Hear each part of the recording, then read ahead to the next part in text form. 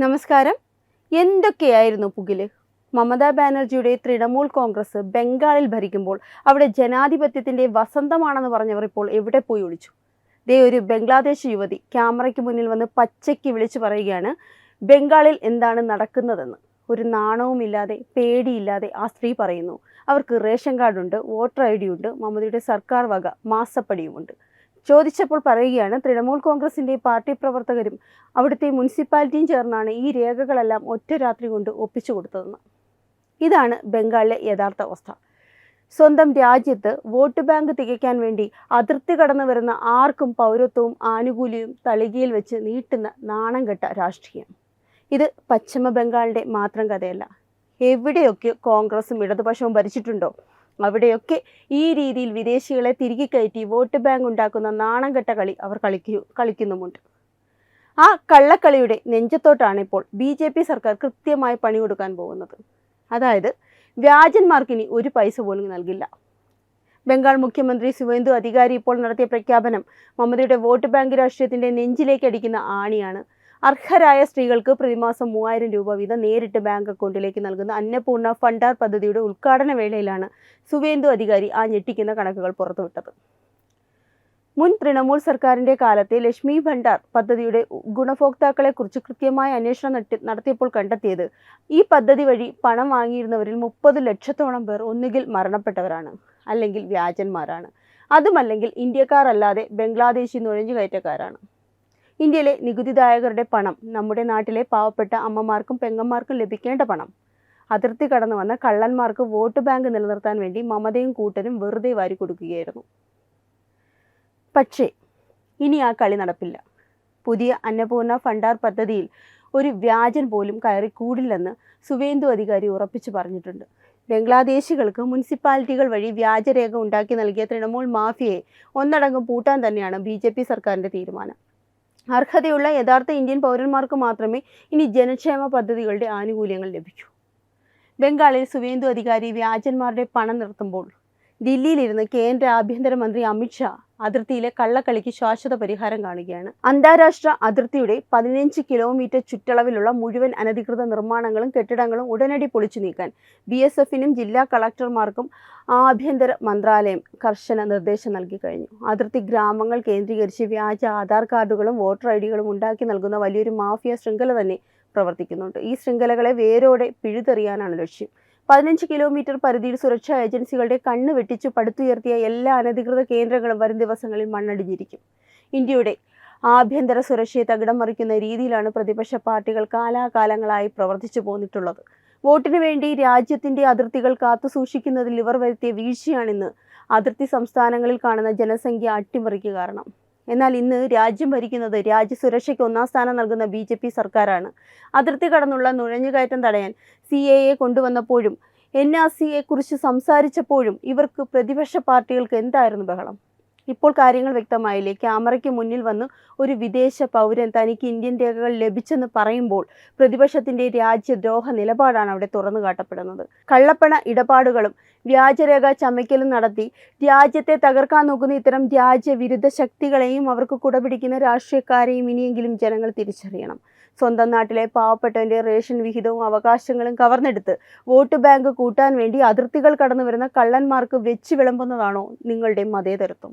ജനങ്ങൾ ചോര നീരാക്കി ഉണ്ടാക്കുന്ന നികുതിപ്പണം കൊടുത്ത് അതിർത്തികൾ കടന്നു വരുന്ന നുഴഞ്ഞുകയറ്റക്കാരെ തീറ്റിപ്പോറ്റാൻ ഇവിടുത്തെ യഥാർത്ഥ പൗരന്മാർക്ക് ഭ്രാന്തൊന്നുമില്ല. ഇവിടെയാണ് നമ്മൾ നരേന്ദ്രമോദി സർക്കാരിൻ്റെയും BJPയുടെയും രാഷ്ട്രീയം തിരിച്ചറിയേണ്ടത്. വോട്ടിനു വേണ്ടി രാജ്യസുരക്ഷയിൽ ഒരു വിട്ടുവീഴ്ചയും നമ്മൾ ചെയ്യില്ല. അതിർത്തി കാക്കുന്ന ഭടന്മാർക്ക് ധൈര്യം നൽകി ആയുധങ്ങൾ നൽകി കൂടെ നിൽക്കുക, ഒപ്പം രാജ്യത്തിനുള്ളിലെ ഒറ്റുകാരെ അരിഞ്ഞു മാറ്റുക. ഇതാണ് നമ്മുടെ നയം. മമതയും കൂട്ടരും വിദേശികളെ സുഖിപ്പിച്ച് വോട്ട് പെട്ടിയിലാക്കാൻ നോക്കുമ്പോൾ യഥാർത്ഥ ഭാരതീയന്റെ അന്തസ്സും അവകാശവും സംരക്ഷിക്കാൻ നെഞ്ചു വിരിച്ചു നിൽക്കുന്നത് ഈ കാവിപ്പട തന്നെയാണ്. ആ വ്യത്യാസമാണ് ഈ വാർത്തയിലൂടെ നമ്മൾ ജനങ്ങൾക്ക് മുന്നിലേക്ക് വെക്കുന്നത്. നമ്മൾ ഇവിടെ കൃത്യമായി മനസ്സിലാക്കേണ്ട ഒരു കാര്യമുണ്ട്. ഈ ബംഗ്ലാദേശി യുവതി ക്യാമറയ്ക്ക് മുന്നിൽ വന്ന് പറഞ്ഞത് വെറും ഒരു ഒറ്റപ്പെട്ട സംഭവമല്ല. അതിർത്തി കടന്ന് ഈ രാജ്യത്തേക്ക് നുഴഞ്ഞു കയറുന്ന ഒരൊറ്റ വിദേശി പോലും സ്വന്തം നിലയ്ക്കല്ല ഇവിടെ വന്ന് റേഷൻ കാർഡും വോട്ടർ ID ഒപ്പിക്കുന്നത്. ഇതിന് പിന്നിൽ തൃണമൂൽ കോൺഗ്രസിൻ്റെയും ഇടതുപക്ഷത്തിൻ്റെയും ഒത്താശയോടെ പ്രവർത്തിക്കുന്ന ഒരു വൻ മാഫിയ ശൃംഖല തന്നെയുണ്ട്. അതിർത്തി കടന്ന് രാത്രിയുടെ മറവിൽ ഇങ്ങോട്ട് വരുന്നവനെ സ്വീകരിക്കാൻ അതിർത്തി ഗ്രാമങ്ങളിൽ ഇവരുടെ ഏജന്റുമാർ കാത്തുനിൽപ്പുണ്ടാകും. അവിടുന്ന് നേരെ ഇവരെ കൊണ്ടുപോകുന്നത് തദ്ദേശീയ ഭരണകൂടങ്ങളുടെ ഓഫീസുകളിലേക്കാണ്. ഒരു സാധാരണക്കാരായ ഇന്ത്യൻ പൗരൻ ഒരു റേഷൻ കാർഡോ വോട്ടർ ഐ ഡിയോ എടുക്കണമെങ്കിൽ വില്ലേജ് ഓഫീസ് തൊട്ട് താലൂക്ക് ഓഫീസ് വരെ എത്ര വട്ടം കയറി ഇറങ്ങണം, എത്ര രേഖകൾ ഹാജരാക്കണം.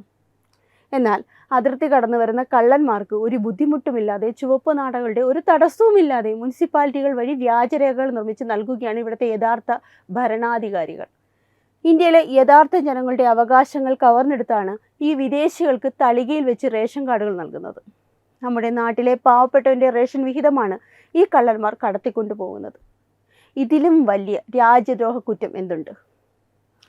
സ്വന്തം രാജ്യത്തെ ജനങ്ങളെ പട്ടിണിക്കിട്ടാണെങ്കിലും വേണ്ടില്ല വോട്ട് പെട്ടിയിലാക്കാൻ വിദേശികളെ പോറ്റുന്ന ഈ നയം എത്രത്തോളം അപകടകരമാണെന്ന് ജനങ്ങൾ ചിന്തിക്കണം. ഈ വ്യാജരേഖകൾ ഉപയോഗിച്ച് ഇവർ ബാങ്ക് അക്കൗണ്ടുകൾ തുടങ്ങുന്നു, സർക്കാരിൻ്റെ ആനുകൂല്യങ്ങൾ കൈപ്പറ്റുന്നു, ഒടുവിൽ ഈ രാജ്യത്തിൻ്റെ ഭാഗതയെ നിർണ്ണയിക്കുന്ന വോട്ടെടുപ്പിൽ വരെ പങ്കാളികളാകുന്നു. ഭാരതത്തിൻ്റെ ജനാധിപത്യത്തെ തന്നെയാണ് ഇവർ ഈ രീതിയിലൂടെ അട്ടിമറിക്കുന്നത്. ഈ മാഫിയയുടെ വേരറുക്കാൻ BJP സർക്കാരിന് മാത്രമേ സാധിക്കൂ. ഈ വോട്ട് ബാങ്ക് രാഷ്ട്രീയം കാരണം അതിർത്തി സംസ്ഥാനങ്ങളിൽ ഉണ്ടായിട്ടുള്ള ജനസംഖ്യാപരമായ മാറ്റങ്ങൾ ഞെട്ടിക്കുന്നതാണ്. പശ്ചിമ ബംഗാളിലെയും അസമിലെയും പല അതിർത്തി ജില്ലകളിലും ഇന്ന് യഥാർത്ഥ ഭാരതീയർ ന്യൂനപക്ഷമായി മാറിക്കൊണ്ടിരിക്കുകയാണ്. പതിറ്റാണ്ടുകളായി കോൺഗ്രസും ഇടതുപക്ഷവും കാണിച്ചു വെച്ച ഇരട്ടത്താപ്പിൻ്റെ ദുരന്ത ഫലമാണ് ഇന്ന് ഈ സംസ്ഥാനങ്ങൾ അനുഭവിക്കുന്നത്.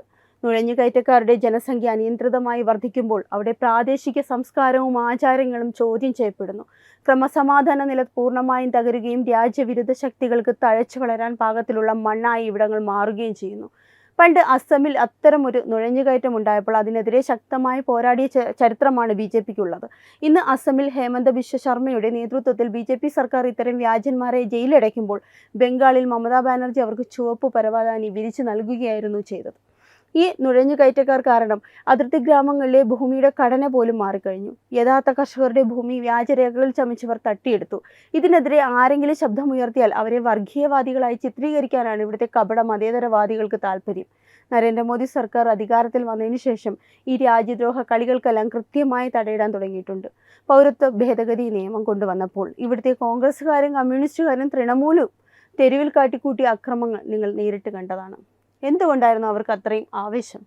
കാരണം വ്യക്തമാണ്. ഈ നിയമം നടപ്പിലാക്കിയാൽ തങ്ങൾ കാലാകാലങ്ങളായി പോറ്റി വളർത്തുന്ന വ്യാജ വോട്ട് ബാങ്ക് ഇല്ലാതാകുമെന്ന് അവർക്ക് നന്നായി അറിയാമായിരുന്നു. NRCയെക്കുറിച്ച് സംസാരിക്കുമ്പോൾ തന്നെ പ്രതിപക്ഷ നേതാക്കളുടെ നെഞ്ചിടിപ്പ് കൂടുന്നത് അതുകൊണ്ടാണ്.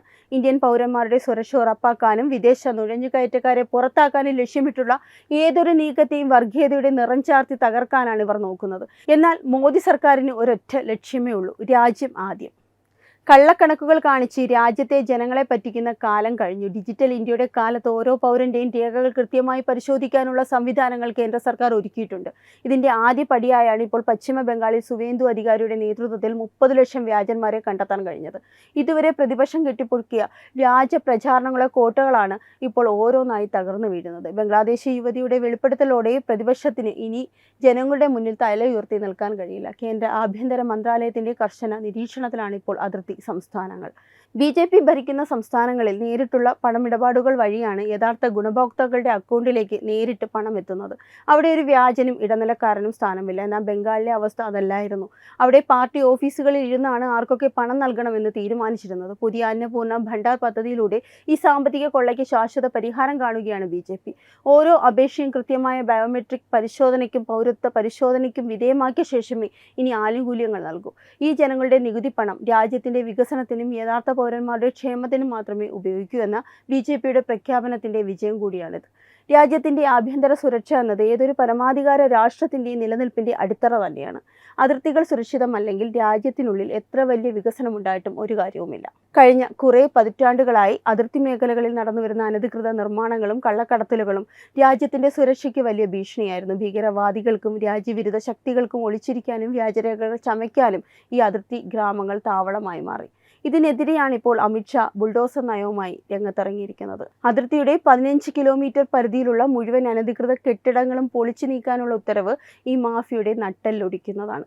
സുരക്ഷാ ഏജൻസികളുടെ കണ്ണ് വെട്ടിച്ച് അതിർത്തിയിൽ പടുത്തുയർത്തിയ സാമ്രാജ്യങ്ങൾ വരും ദിവസങ്ങളിൽ മണ്ണടിയും. അതിർത്തി സുരക്ഷാ സേനയ്ക്ക് BSF കൂടുതൽ അധികാരങ്ങൾ നൽകിക്കൊണ്ട് അതിർത്തി മേഖലയിൽ കടുത്ത നിരീക്ഷണമാണ് കേന്ദ്ര സർക്കാർ ഏർപ്പെടുത്തിയിരിക്കുന്നത്. സാങ്കേതിക വിദ്യയും ആധുനിക സംവിധാനങ്ങളും ഉപയോഗിച്ചാണ് ഇനി അതിർത്തികൾ കാക്കുക. ഒരു വശത്ത് അതിർത്തികൾ കാക്കാൻ സൈന്യത്തിന് പൂർണ്ണ സ്വാതന്ത്ര്യം നൽകുമ്പോൾ മറുവശത്ത് രാജ്യത്തിനുള്ളിലെ ഒറ്റുകാരെ നിയമത്തിന് മുന്നിൽ കൊണ്ടുവരാൻ BJP സർക്കാർ ഒട്ടും പഠിക്കില്ല. ഭാരതത്തിന്റെ മണ്ണിൽ ഇനി ഒരു നുഴഞ്ഞുകയറ്റക്കാരനും സമാധാനത്തോടെ ഉറങ്ങാൻ കഴിയില്ല എന്ന ശക്തമായ സന്ദേശമാണ് മോദി സർക്കാർ ഇതിലൂടെ നൽകുന്നത്. ദേശീയ സുരക്ഷയുടെ കാര്യത്തിൽ BJPക്ക് ഒറ്റ നിലപാടുള്ളൂ. അത് വിട്ടുവീഴ്ചയില്ലാത്ത പോരാട്ടം തന്നെയാണ്.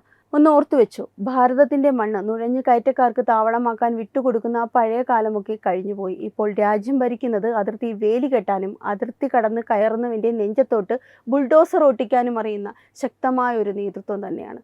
ബംഗ്ലാദേശി യുവതിയുടെ ഈ വെളിപ്പെടുത്തൽ ഒരു തുടക്കം മാത്രമാണ്. ഇനിയും ഇത്തരം എത്രയോ കള്ളക്കഥകൾ പുറത്തു വരാൻ കിടക്കുന്നു. ദേശീയ സുരക്ഷയുടെ കാര്യത്തിലായാലും ജനങ്ങളുടെ നികുതി പണം കൃത്യമായി വിനിയോഗിക്കുന്ന കാര്യത്തിലായാലും നരേന്ദ്രമോദി സർക്കാരിന് ഒരൊറ്റ ലക്ഷ്യം മാത്രമേ ഉള്ളൂ. അത് ഭാരതത്തിന്റെ ഉന്നമനം തന്നെയാണ്.